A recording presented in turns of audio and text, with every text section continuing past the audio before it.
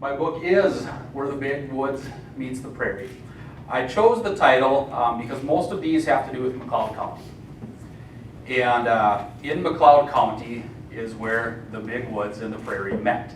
The northern half of the county was deciduous forest and oak savanna, and the southern half of the county was essentially prairie land. And so the two features met right there, right through the middle of the county, and it was a popular place for settlers to come into, and it was also a place that the natives had, I shouldn't say inhabited, there was no permanent villages in there, but that they were there quite often.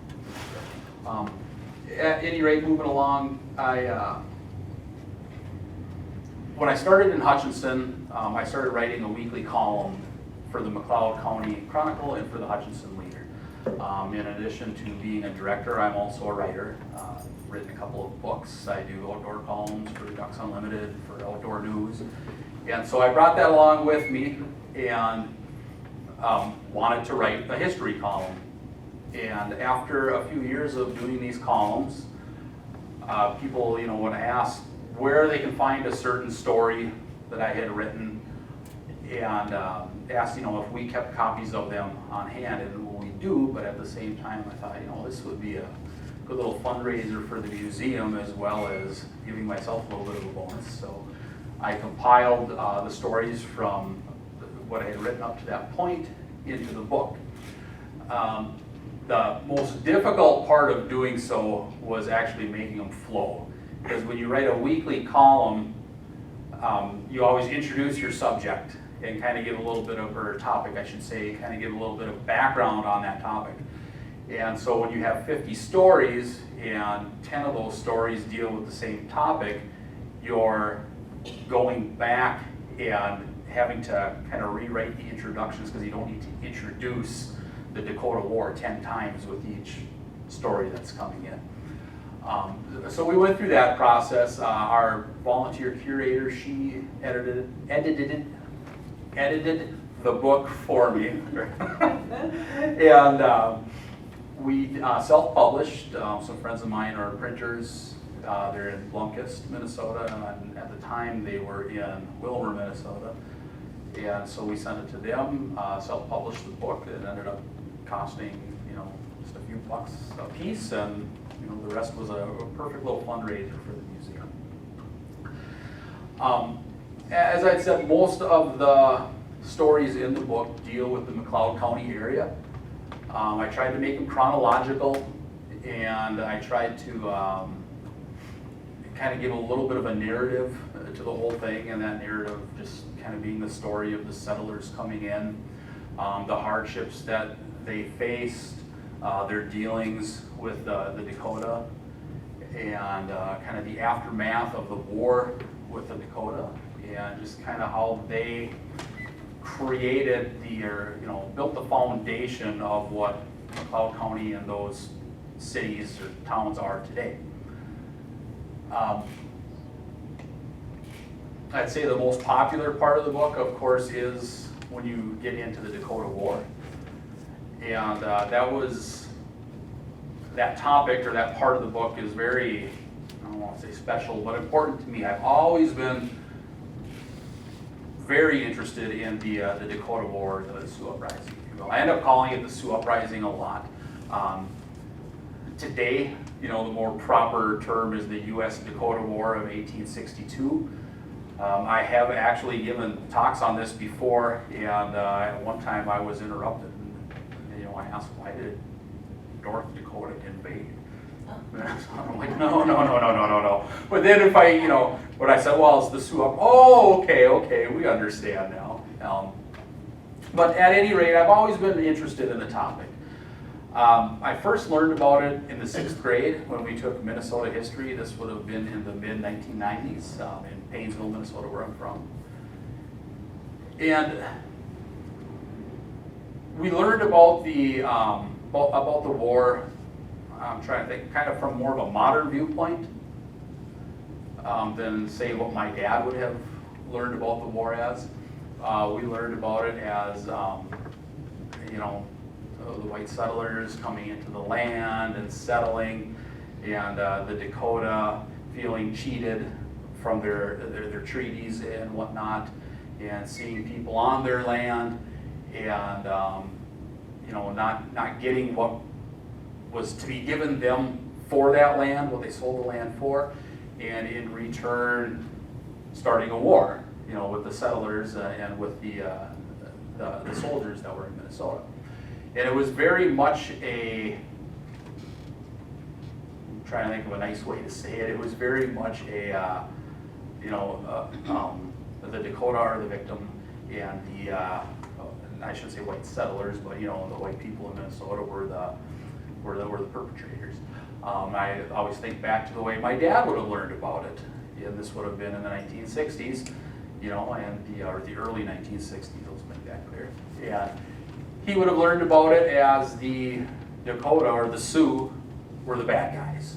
They were coming and they were killing white settlers, and they weren't justified in it, and they were evil, and you would have heard derogatory terms and words like massacre and stuff like that to kind of paint a picture that shows that they were the wrongdoers, the evil people. By the time I came along, that had totally flipped. I don't really like either narrative when it comes to the conflict, or it comes to the war. It's not, the more you study it, the more you realize it's not a black and white affair. There is no clear-cut good guy, bad guy. It's not cops and robbers. It's not cowboys and Indians. It's the result of failed policies that had gone on for decades, and the result of creating a welfare state on the reservation, the result of greed. There's so many layers to it that are always overlooked when people talk about it. A lot of times when people write about it, all these layers are overlooked. And for me, it's always been important on trying to uncover those layers and tell the whole story. Not just the story about the settlers who were killed, not just the story about the natives who lost their land or who were cheated. And so when you look at it that way, and it becomes more complex, you start looking all the way back into the 17th century, when explorers first started coming into Minnesota. The greatest resource that this state would have had at that time would have been fur. Would have been the fur trade. Now we all have this classic view of the fur trade with the mountain man and the coonskin hat and the musket over his shoulder, checking his traps and going to the rendezvous. That may be accurate when you get out into Colorado or Montana or Wyoming, but when it comes to Minnesota, that's inaccurate. The bulk of your trappers, your fur trappers in Minnesota were Dakota and Ojibwa. And so you had, starting with the French explorers who came here to explore, given the name, and then also to trade, they were coming for the fur. So the Dakota had a valuable resource, and they'd give this valuable resource, and in return they would get a valuable resource that they could use. Once the French were out of the picture and the British came in, it was the same system. The British, they didn't have settlement or anything like that on their mind at that point. I mean, I'm sure as time would have progressed they would have, and that's just my opinion. But at any rate, they came, they wanted fur, they got their fur, and they would give the Dakota valuable resources in return. By the time the United States enters the picture, it starts out this way. When Zebulon Pike comes in and they explore and they want to have a presence in Minnesota. This is new United States land, and they want to have a presence here because they want that fur. That fur is a very valuable resource. And so they come in and they strike a deal with the Dakota, which is the reason we had Fort Snelling there. They come in and they're going to buy a piece of land, and in return they're going to give some trinkets, and we'll give you a little bit of money, but we'll give you the money later. They didn't even They didn't even settle on a price. Now, modern history looks at that as saying, boy, did we, I shouldn't say we, I hate using that word when we're talking about people from the past. Boy, did they pull the rug out from under the Dakota. And in our modern eyes, yes, absolutely they did. But when you try to put yourself in the shoes of the people living back then, I'm not so sure that that's accurate. The Dakota, what they wanted from this was a trading partner. Prior to any European or white American presence being in Minnesota permanently, in order to get these goods, if they weren't going to come from the traders themselves, these goods had to come from the Chippewa or the Ojibwa. And I don't know how familiar you are with them, but the Ojibwa and the Dakota were not exactly friends. And so in order to get goods from the Ojibwa, you were going to be paying out the nose for it. And that's essentially what happened. So if they wanted guns, if they wanted shovels, if they wanted blankets, if they wanted these devices and these tools that make life so much easier, they have to go get them from the Ojibwa. So when the United States comes in and says, we want this piece of land right here where the Minnesota River and the Mississippi River come together, and in return we'll give you some trinkets and we'll sign you a check down the road and we'll decide how much the land is worth. Of course the Dakota are going to be like, sure, sounds good to us. In my mind, when that delegation of Dakota was heading back out west, they were laughing the whole way, thinking that they got the better hand, because now they gave away a piece of land that to them was just a small piece of land. They still owned Minnesota, this whole southern part of Minnesota. We'll give you this piece of land, and what do we get in return? A trade partner. Now we can get these goods at a decent price. We don't have to go through the Ojibwa, and we have the Americans as our allies. And so at first it's all good. It's just fine. There's no hard feelings right away. We have the presence in Minnesota, the white presence. We have the trade agreement, the trade partners here. We have explorers or traders coming in to make your little kinship ties. They would come in and they would, the Dakota wanted their people to marry in to the system that the traders were bringing in. I mean, it's the same as they do in Europe, or did in Europe, where you would have one royal family from England or wherever wanting to marry into a royal family from France, because now we've got a little bit of a tie there, and now we have a stake in their business also. So that's why you had your kinship ties. That's why you had explorers and trade merchants marrying into the tribe. Well, eventually you have, the United States wanting to push westward. They want to expand, and when I say push westward, I say with settlement and with getting people settled out there. And that's just what's going to happen. I mean, whether it would have been the British or the French or anybody, eventually they were going to want to push west and they were going to want to have settlements out there. So they start looking at this land and saying, well, we own this land, but they still have influence on this land. This is still their land. This is still their territory. I think of it a lot as, the old sphere of influence. This is still their sphere of influence. Because during the early part of the 19th century, your primary population in Minnesota is still native. You have some French mixed bloods, where the dad would have been a French fur trader coming in and married into the tribe. But for the most part, it's Dakota and Ojibwa people living in Minnesota. I mean, maybe this tiny little handful of, white Europeans or white Americans that are living over by Fort Snelling. But at any rate, they're looking at it and saying, we want to open this up for settlement, but we can't just walk in and plop down next to an Indian village and say this is ours.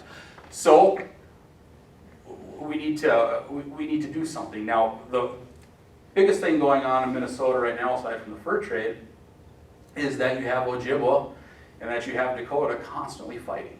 They're fighting for borders. They just don't get along.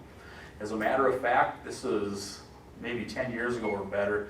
At the McLeod County GAR, they had, I don't know, it was some kind of ceremony. It had to do with the Dakota War. And I don't recall it, if it was like an apology sort of deal or what. Dean Erdahl was part of it, if any of you are familiar with Dean Erdahl. And they had, some of you may have even been there. I'm just hearing this secondhand, so if I'm wrong, you can correct me. But this was coming from Dean, and he said they had the Dakota person, you know, representative, whatever, up talking to the group that had settled, or that had congregated out there and talking about the past and everything. And in the meantime, some old guy gets up behind him and starts doing this weird little walk backwards, you know, behind the whole thing. And they asked him what he's doing, and he said it was some kind of spiritual thing because you can't trust the Dakota. He was an Ojibwe. So that had still carried on, but that just shows you how much they liked each other, right? And so anyway, the United States comes in and they have to draw a border to say, okay, this is Ojibwe land, this is Dakota land down here, and that happens at Prairie du Chien. I believe that the borders were the North Fork of the Crow River. Everything south of there is Dakota influence, and north of the Sauk River, everything there is Ojibwe, and then you kind of have this little buffer zone in between, this little no man's land. There is a clear-cut boundary right there, but they weren't supposed to have any settlement, or I should say village, in this kind of buffer zone. But at any rate, so that's the start of it. A few years later, once the state once Minnesota turns into a territory and is looking into statehood, things get a little bit more serious.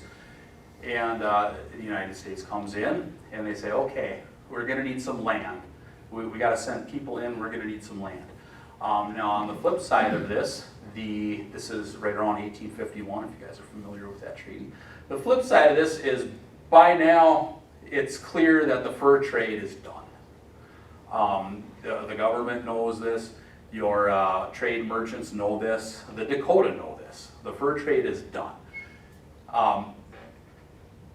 But prior to this, you have all these trade merchants in the state who have created this economy based on this trade, who are going to go broke.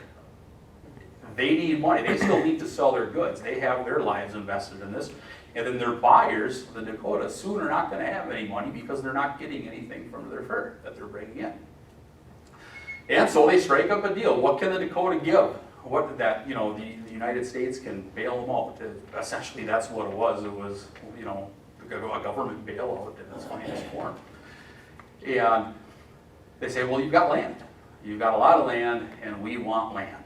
And so in 1851, they all get together at the Treaty of Traverse des Sioux in St. Peter, and they the Dakota sell off a giant swath of their land. It's in the book on how many acres it is. Don't ask me right off the top of my head. A long time ago, you know, somebody said, don't ever memorize something that's in a book, right? So you'll forgive me when I don't know the exact date or the exact figure. But at any rate, they sell off the bulk of their land, and what they're left with is this little strip of land along the Minnesota River, which is put into two reservations. One of them is the Upper Sioux Reservation, and one of them is the Lower Sioux Reservation. Now, part of this treaty that isn't always written down or isn't widely known is not every single leader of the Dakota, you know, tribes, nations, sects are out there to sign this. It's just a select few, and most of them were from the Upper Sioux Reservation. And so you have, you know, if you were all leaders of the Dakota Nation, you have these two front rows right here. They're to represent all of you, and most of you don't even know about it. And so they sell off this swath of land, and then they come back and say, oh, by the way, you know, we were just at St. Peter, and we just signed this this treaty, and because of that, now you have to move. You can't have your village site here anymore. So everybody moves over onto the reservation. Now, the other part of this is they are, you know, of course, they're given trinkets, they're given cash right now, and then they settle on an amount to be invested for them. What the Dakota don't realize, or maybe don't comprehend, because, and not because they weren't able to comprehend, they just didn't know, they weren't familiar with it, was that this money was to be invested and it hadn't matured yet, so you weren't going to get your money right away. You're going to get it eventually, but you're not going to get it right away. At any rate, there's that part of it. And then the other part, the traders' papers, if any of you are familiar with the traders' papers say that any money that is given to the Dakota on the behalf of the United States government comes to us first, and then we will distribute it. So if I'm the trade merchant to any of you people out there and you come and buy something from me and I've been buying on credit and they're going to hand me your check, or hand you your check, I get to look at it first and decide how much that you have given me. Now, when this happened, this was completely greedy, underhanded, not good. These, the Dakota signed their treaty. They thought, okay, we have to move our villages. We can still pass through the land. We can still go hunting through there. We can still go out to the trading posts. We can still winter somewhere if we want to, or camp somewhere if we want to, and have a temporary village in a spot. So it's not the greatest, but our hands are tied.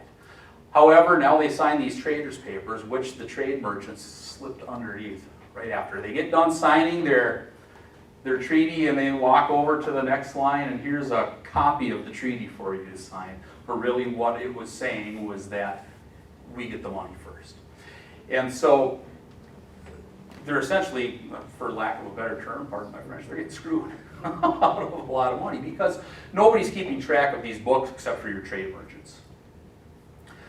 And, well, anyway, a few years down the line, we come into 1858, and we're having issues. There's not enough money coming into the reservation. There's not enough money. There's not enough money to buy the goods that we need to survive, and so we're having to buy them on credit, and we're racking our credit up higher and higher. And what can we do about it? You know, something has to be done. And on the flip side, your trade merchants are feeling the same thing. It's going all the way back to how it was before this, where we have all these goods, and we have these people who buy our goods, and these are our customers, and we have to somehow sell our customers these goods, but if they don't have money to buy our goods, we go under too. And so the traders are also chirping away at the government saying, something's got to be done. You got to come in. We need another bailout here. You got to save us. And so they come in and they say, well, what resource do you have? I mean, the fur has been depleted. You know, it's basically been hunted out. You don't have any other natural resources. You got more land. We've got a lot of people coming in. You know, it's 1858, so we're a state now. We have people coming in. How about you sell us half your reservation? So the Dakota sell that little strip of land on the east side of the Minnesota River. And now the money that comes to them is going to come annually in an annuity payment to them each month. And okay, that's fine, let's go back. Now people are starting to realize already that this system isn't going to pan out. This system is only going to cause more trouble down the line. We can't keep coming in and bailing them out. So what happens is a new program is started called the Farmer Program. Some of you might be familiar with it. Now, I don't recall all the exact rules or what have you to be into this Farmer Program. But essentially what it is if you're a Dakota and you enter into this program, you will get some land, you will get farm implements. In some cases, we'll build you a house, a little stone house. And we will also supply the reservations with blacksmiths, other people that can come in and help you learn how to farm. And now when I say help you learn how to farm, let me be clear that the Dakota didn't need help learning how to farm. They're humans. Humans have known how to farm for a long time. However, they maybe weren't familiar with how to push a plow. they maybe weren't familiar with how to break an ox, that type of stuff, or how to repair plowshares. And so they sent people into the reservations to kind of help get the system going. Now, initially this looks like a good system, right? Because what does it mean? It's like now the Dakota have an incentive to enter into this system where we can be self-sufficient, where we don't have to depend on government bailouts in order to keep our heads above water. The questionable side of this, at least questionable again with us today when we look at it with our modern eyes, is that in order to be enrolled into this farmer program, you have to A, go to church, B, send your kids to a school, you have to cut your hair, and you have to wear suit clothes. You can't, and then also you're not to share any of your harvest with your neighbors, with others on the reservation. And essentially what it sets out to do is destroy the culture that they had built themselves on for 1,000 years beforehand.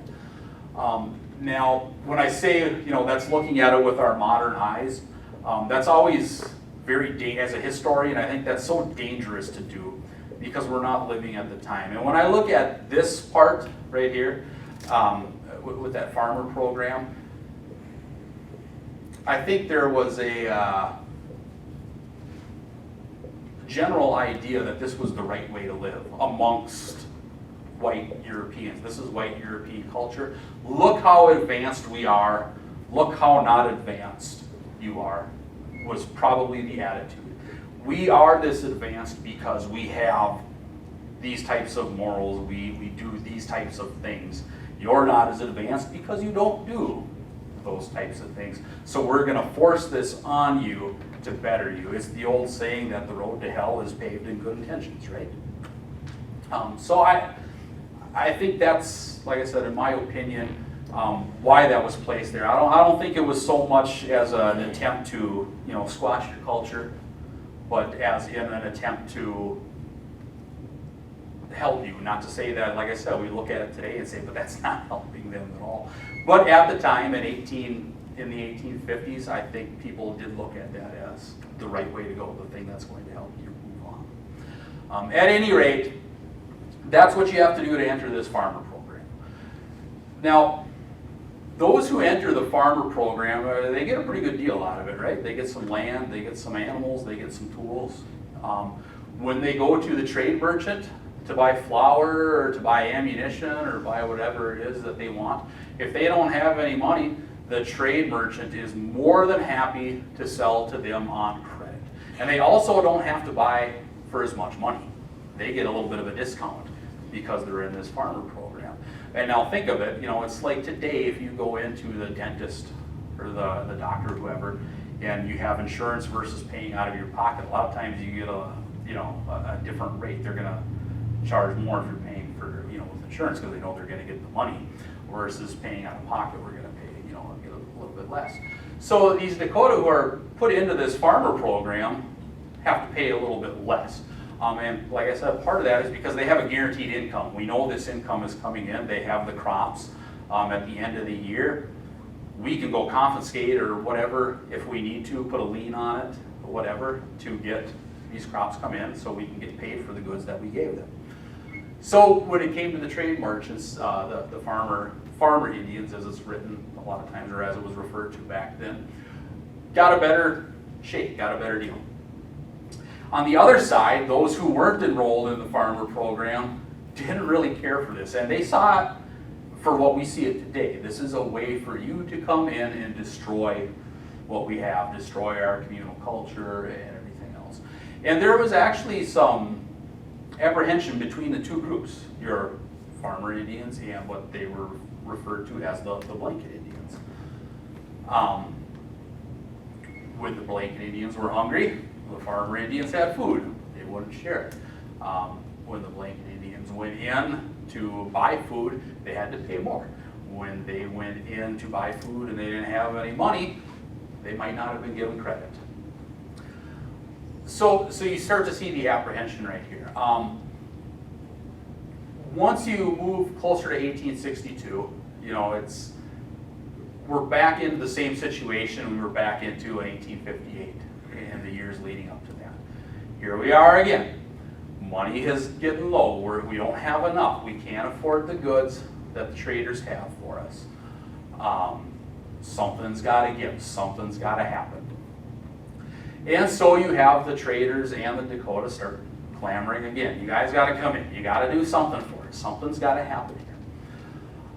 Unfortunately, for this system, all those involved, at this time the United States is fighting the Confederates down in the South. So all of our resources, all of our money, I'm using all again, all of their resources, all of their money is getting funneled in to the war against the Confederates, right?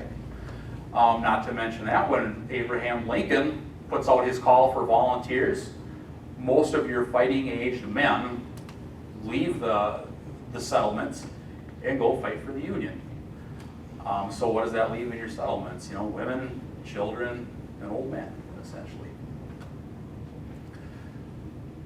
Well, anyway, in 1862, they want the payment to come, and the payment's late, right? The payment's not coming in. The payment's supposed to be made in June, and June rolls around and there's no payment. The Dakota leaders go to their agent, who I believe is Joseph Brown at the time, your Indian agent. And if you're not familiar, that's kind of your go-between between the Dakota and the government is your agent. And they go to him, and he said, hey, go back. Just go back. It's coming. Don't worry about it. It's coming. Well, the traders at this point are fueling the rumor, fueling it, because they know if we all squawk loud enough, the government's going to come in and save us. And the louder we squawk, the better job they're going to do at saving us, right?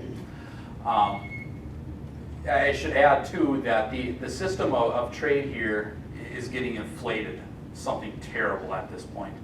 You have the traders that were coming in 20 years prior to this. They were coming in to trade valuable goods for valuable goods and make monies. The traders that come in after these treaties are signed are coming in to make money. That's solely their purpose is to make money, to get rich. They know that if they inflate the heck out of their prices, and the Dakota can't afford those prices, then they can go back to the government and say, hey, bring us more money, we need more money. And so they come in, they get greedy. You have new people coming in at this point and getting greedy because there's government money being funneled into this whole system, and they want to get their hands on it. So they inflate the crap out of their prices. Well, anyway, in 1862, when the annuity payment's not coming and we're all clamoring for the government to step in and do something, like I said, the traders fuel this. But there becomes a point where they start believing it themselves. And, in a sense, they're the ones who start this rumor, right? That the money's not coming. The money's not coming. You're going to have to go to Washington and, make a show out of it in order for us to get our money. But like I said, as summer of 1862 rolls around, they start actually believing this, and so they start shutting off credit. So you have Dakota now coming into the agencies, into the trading posts, and they see the warehouse full of food, and they see a trade merchant saying, no, sorry. And they're like, well, but the food's right there. Nope, sorry, you can't have any. You don't have any money, and you can't have any. Now, the farmer Indians are, of course, at this point, are still getting credit for this because, like I said, the guy knows that, well, you've got a guaranteed income coming in, so I'll still give you credit because I believe I'll get paid, but I can't give you credit because I no longer trust that the government's going to pay you what they promised that they were going to pay you. At this point, you start getting whispers of war among some of the, some of the tribes or some of the communities out there on the reservations. Your cooler heads, your leaders with the cooler heads are saying, whoa, don't do this. Are you out of your mind? It's like right now we're in a position where they're the only people that can help us, and if we go to war with them, we're just biting the hand that feeds to the point that where we're going to be demolished. So at any rate, this is just kind of the attitude on the reservation at that time. Meanwhile, more and more are starting to enroll into this farmer program because they're seeing the benefits of it. Little Crow, you're all familiar with Little Crow? Little Crow himself, he had not wanted to enter into this program up to this point. He saw it, like I said, for what it was. And I mean, Little Crow was no dummy. He had been to Washington twice. He knew how to read and write. He was a smart man. Little Crow was against any kind of war at this point. Well, of course, on, I believe, what was it, August 12th, other historians in the room, when the 4 Braves from the Rice Creek Band went out to Acton, over by Litchfield up in Meeker County. They were hunting. They were hungry. Their hunt had been unsuccessful. They had headed up into the big woods, right? Because that's where the big woods are. All the game lives along the edge of the big woods. And so they go up in there to hunt. They're unsuccessful. They're on their way back home. They pass a fence. And they always say there was hen's eggs. Now, I can never be quite sure if, does that mean it was this farmer's chicken who had laid eggs right there? That doesn't make sense. You have a chicken coop, keep your chickens in your yard. Or was it a prairie chicken that had laid those eggs right there? I can never been able to quite figure that out. But at any rate, they're walking along, they see those eggs. One's going to take the eggs and eat the eggs, and another one says, don't eat those eggs. They belong to that farmer up there, and we're going to get in trouble. Now, mind you, 2 of these 4 men are farmer Indians from the upper reservation, and 2 of them are blanket Indians from the Rice Creek Band. And the one especially who is afraid to take these are one of the farmer Indians. And the one who really berates him for being a coward is a blanket Indian. Like I said, there was animosity between both groups. And anyway, a battle of words or a battle of threats comes at it, according to the stories anyway. I guess we'll never know for sure what transpired during this. But one calls the other a coward. He says, you're a coward. You're half starved and you won't even take something from this white farmer even though you're half starved. He's like, you're a coward. And the guy, oh no, I'm not a coward. I'm a coward. And essentially what comes across as a dare. Well, then I dare you to go shoot him. And that's what all the sources say. I dare you to go shoot him. And so they go into the place of business of Mr. Robinson Jones. And this is in Acton, Minnesota. And Acton at the time is just really a handful of farms that are out here. This Robinson has a store, and which is essentially a general store and a post office. And at any rate, they go in there and they start making a lot of noise. Some say they were drunk. Some sources will say they were drunk. Others say that they weren't. Again, we'll probably never know that. And Jones says, you know what, I'm leaving. You guys aren't going to buy anything or do anything, I'm leaving. So he starts walking out. The 4 Dakota men follow him out. And they say, let's shoot, let's do some target practice. And okay. So Jones and the natives, they load up their muskets and they shoot at a stump. And actually at the GAR Hall in Meeker County, they have that piece of wood with the mini ball, or not the mini balls, the little lead balls stuck into them, which I think is the coolest artifact in Minnesota, right? I mean, come on. And you want to see me geek out, watch me go in there and look at that. But at any rate, they finish their target practice. Jones turns away, walk away. The Dakota reload and shoot them. And other people hear what's happening. And I believe it was a Jones's wife, or because there was, like I said, a couple families living there. Steps out into the doorway to see what's going on. They shoot her. And then another man comes up and they shoot him. And at this point, they're like, oh boy, that feel, I'm sure, you ever step in a pile of, and you feel, ooh, I put it akin to that, right? Whoa, what did we just do? What did we just do? So they find a wagon, they hitch up a wagon, and they hightail it back to Rice Creek. And they get in there, and the leaders in the Rice Creek band are Shakopee, which is Little Six. Now, mind you, there are many Shakopees. This was just the one, that was leader of that band at the time, because his father, his grandfather, they're all named Shakopee. And Medicine Bottle is the other. And they tell them what they did. And to these guys, they're like, was that easy?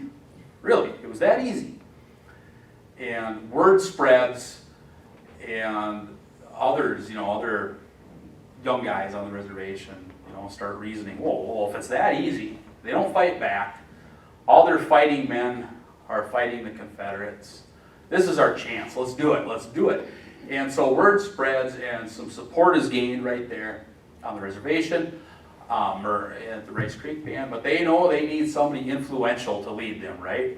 And so who's influential who might lead them to the glory on the battlefield? Little Crow, right? We're going to go talk to Little Crow. Now, it's a misconception that Little Crow is chief of the Dakota. He's a leader. He's a leader, no doubt. He is not their elected chief. Little Crow wanted to be their elected chief. His father was. His grandfather was. Little Crow, however, spent a lot of his youth out west in the fur trade.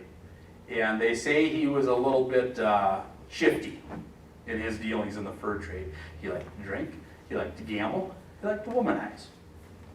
What happens is his father dies, and his father names one of his other sons as like his successor. And Little Crow's like, whoa, that's supposed to be me. I'm the one with the name, named after me. I'm supposed to be the successor. So they travel to Little Crow's village, Little Crow Elder's village. The father's dead. And of course, the stepson or the half-brother is standing out there. And Little Crow comes, take what's his. And they say, get out of here, we're going to shoot you. Little Crow says, I'm not going anywhere, so shoot. Folds his arms crossed like that, and they shoot him. And it passes through both of his wrists. And they brought him to a hospital. The surgeon, who was a white surgeon, said, we got to amputate. Little Crow said, nobody's ever going to follow somebody with no hands, so I'd rather die. They end up being fine. His hands are deformed. His wrists are all, if you ever see pictures of Little Crow, his hands, there's one in particular where he's wearing the frock coat and his hair is kind of slicked back a little bit. And his hands are kind of limp, laying at his side right there, and that's from the deformity.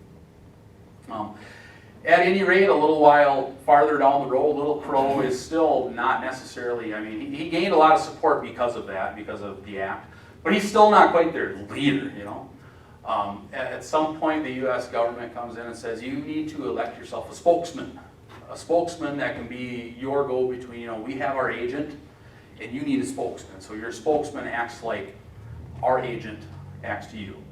And Little Crow wanted to be this person, because then why not? Little Crow had been to Washington. Little Crow speaks English. Little Crow knows how the white government works. He should be elected speaker. Well, he's not. They elect somebody else's speaker. At that point, Little Crow is like, screw you guys, I'm going home.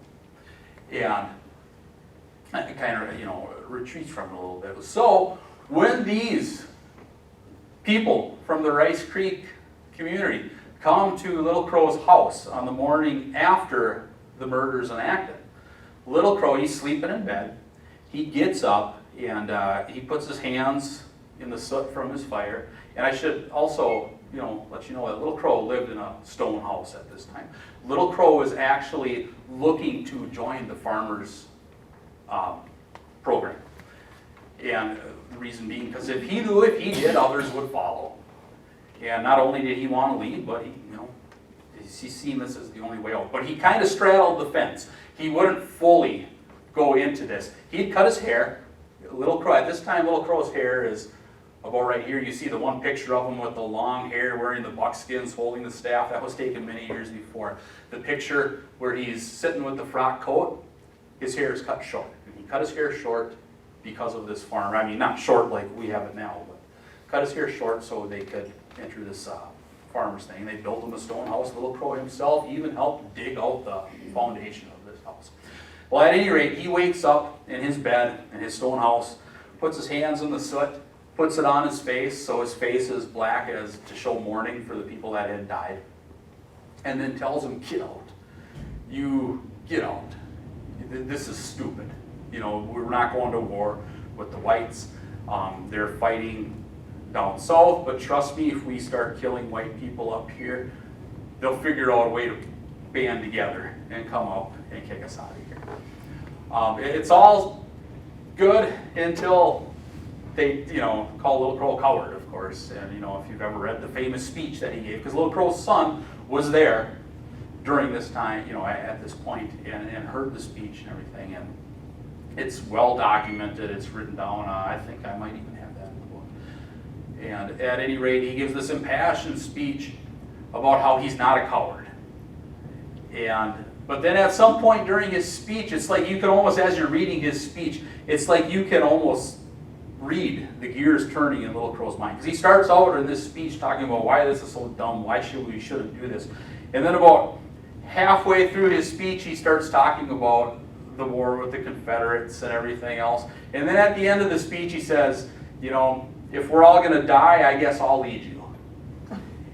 And I do think that maybe Little Crow saw that they were going to fight this war with or without him.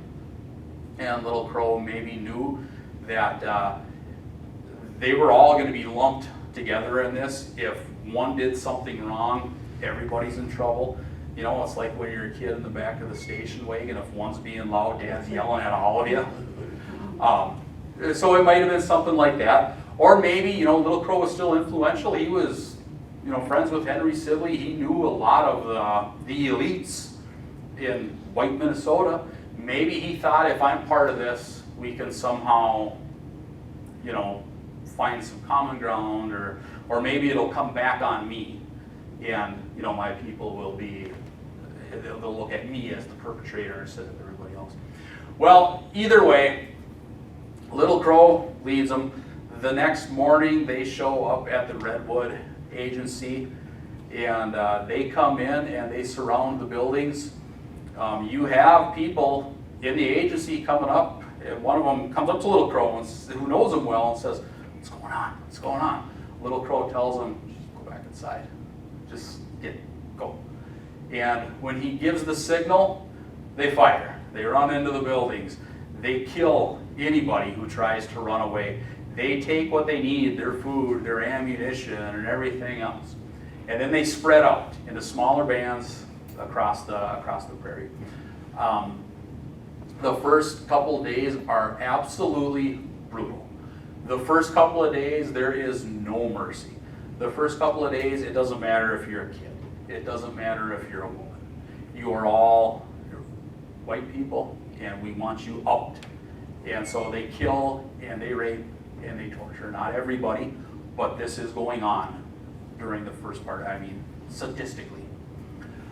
There comes a point where Little Crow steps in and says, "Stop that right now." And a lot of them do at that point. When Little Crow says, "Stop this, take prisoners, or send the women away," you can kill the men and you can kill the people who shoot back, but you can't just take women and kids and round them up and kill them.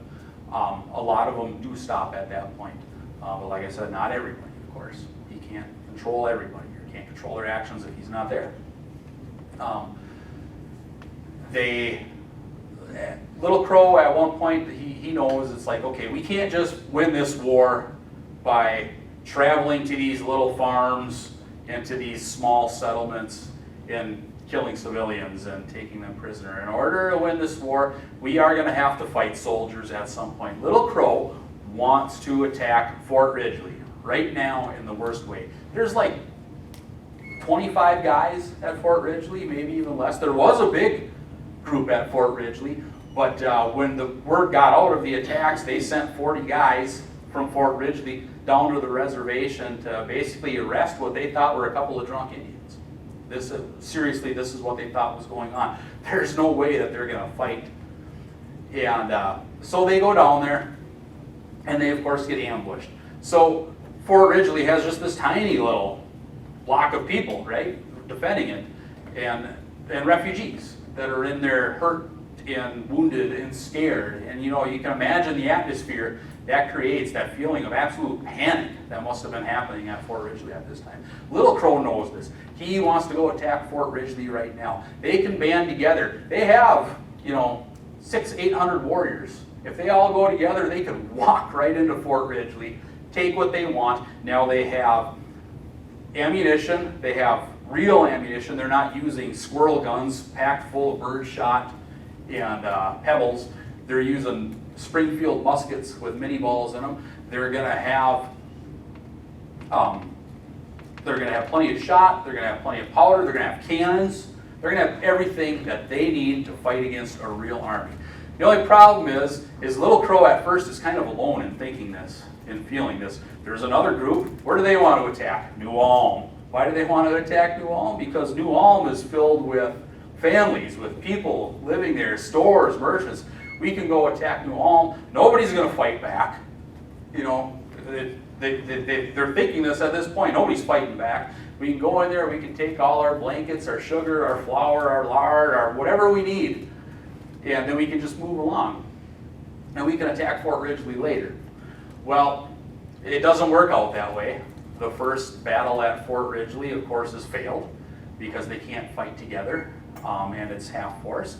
The first battle at New Ulm essentially fails because they can't fight together and they can't combine their forces. Now, of course, after this, it's different. Being that we're in New Ulm here in McLeod County, I'm sure you're all familiar with the battle itself, so I won't get too deep into that. I'll wrap her up. And so they, get repulsed in both places.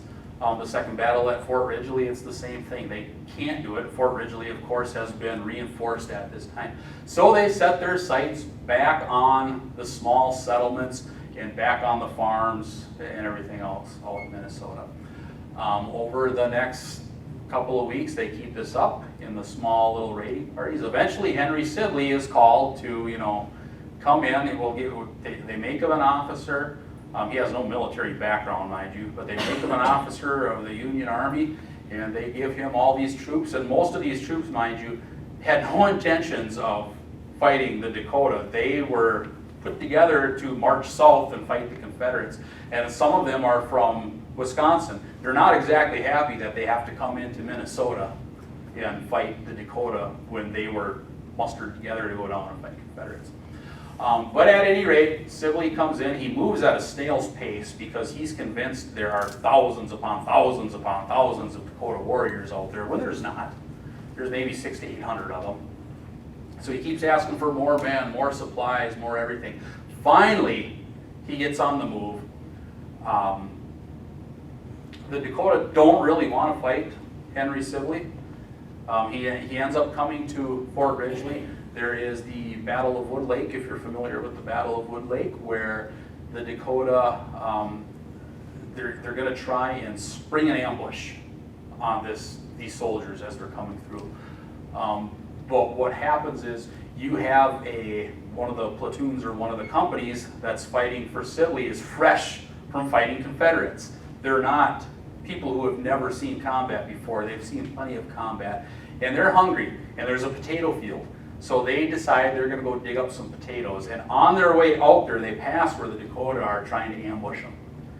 And now the Dakota can't wait for the rest of the force to come through. They have to jump up and start fighting.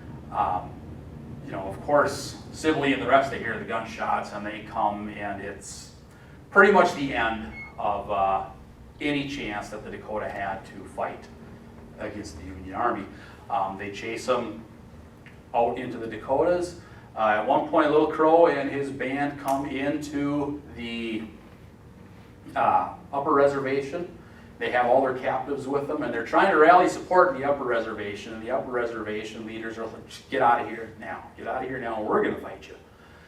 And so when they leave to fight a battle, they leave their prisoners behind in their camp, and people from the upper reservation come in and essentially steal their prisoners and bring them back. And so when Little Crow and the rest of the force comes through, they see this and they're like, okay, let's just get out of here. The plan is to either get out into the Dakotas or to flee into Canada. Now, a lot of his, I shouldn't say a lot, but some of his warriors decide, well, we're going to stay. We think we might get a better shake if we just lie about it and say that we're part of the upper reservation. Well, when Sibley comes through into the reservation, he says, you know, he sees all these people and he has a plan. He says, hey, we've got your annuity payment. Come in and get your annuity payment. So these people come in to get their annuity payment, and the women and children are sent off to one place, side of the room, different part of the camp, whatever, and the men are put in shackles and brought to the back to stay in trial. And Sibley has with him a gentleman who was Little Crow's, what you call a wagon driver. Little Crow's not going to drive his own wagon, he's an elite, right? So he has a wagon driver. And this guy has been at every single battle that, you know, Little Crow was part of. And so he's pointing out, this guy was there, this guy was there, this guy was there, this guy was there. And so Sibley says, okay, that's good enough for me. If you were at a battle, you're sentenced to death. Now, of course, Abraham Lincoln later looks at this list of 300 people and says, no, we can't hate 300 people. Are you out of your mind? And so he whittles it down to the people where there was any kind of evidence of like a war crime, something like that, where if it was rape or torture or something like that, then you were sentenced to hang. And the rest of them are pardoned. Now, you also have to remember that they're brought into Fort Snelling, into the internment camp. And here's another thing that can be looked at with two different sets of eyes. We want to look at the internment camp and say that it was a concentration camp, which in many cases it was. It was filthy. It was, you know, there was sickness in there. It was a horrible place. Nobody wants to be in there. On the other hand, we certainly can't leave all these people up at the upper reservation, right, without guard or anything like that. You have all these angry settlers moving back into their homes. What are they going to do? They're going to march right into that reservation and they're going to get their revenge. So they are given a guard and they're marched to Fort Snelling. And along the way, I think, was it in Mankato, where a woman is carrying, an Indian woman is carrying her baby, and another woman comes out of the crowd and takes it and smashes it onto the ground. Henderson? Okay, perfect, thank you. Yeah, see, you don't have to memorize what's in a book, somebody else will. But at any rate, so you kind of see why, you know, at the same time, we can't just leave these people sitting by the, we've got a bad situation here. We need to, you know, we need to both make sure that they're not going to pull anything, so we're going to have guards, and both make sure that none of these people are going to pull anything. So we are going to guard them and guard them, essentially. Of course, they're not given a good deal. They're pushed out of Minnesota onto either the Santee Reservation in Nebraska or the reservation in South Dakota. The 38, of course, are hanged. To me, the thing that's always never sat well with me is the bulk of the people who were involved here got away. Because they went out into the Dakotas, they went up into Canada. Some of them were rounded up later and brought back and stood trial in Minnesota and were killed. But a lot of them just got away. They went out and they lived with their Lakotas, you know, or with the Sicilians or whoever out there, and so be it. And also on the other side, the tragedy is, you had all these settlers out here that, yeah, we're living on land that we got dirt cheap because, you know, the Dakota sold it for pennies on the dollar, or I should say the U.S. bought it for pennies on the dollar. But we didn't do anything. We're just out here living, trying to farm. And in many cases, they were friends with the Dakota that were coming in and doing this. So there's the other tragedy. You know, you have some of the estimates. It's hard to get an exact figure when you start looking at the estimates. Some of them are as low as 300 or 400 settlers are killed. Some of them are as high as 600 to 800 settlers killed. We don't know. There were a lot of squatters and stuff out there at the time. So people that were living out on the frontier, or, you know, on the urban frontier of Minnesota, that were just never heard from again. We don't know if they were killed or what happened. So there's a very wide range in how many settlers died. But again, like I always said, there's so many layers here. It's not just black and white. And that's the tragedy, is that even yet today, we can't look at it that way and say there's so many layers here. We still have to look at it and say, either you did it, or you did it. And the tragedy of that is it overlooks the real victims, those people that had nothing to do with the uprising, that were left their homes and had to live out on the reservations in different states, and the people that were killed in their homes or left their homes, that were forced to be refugees, that had absolutely nothing to do with what was happening. So I guess I'm over my time, and I about got everything I wanted to say out. So are there any questions quick? I will do my best to answer them, or else refer to an expert out here. I do have a few books in the back, if you do want to buy one. Otherwise, if there are no questions, thank you everybody for coming to listen to me, and I hope I was at least remotely entertaining.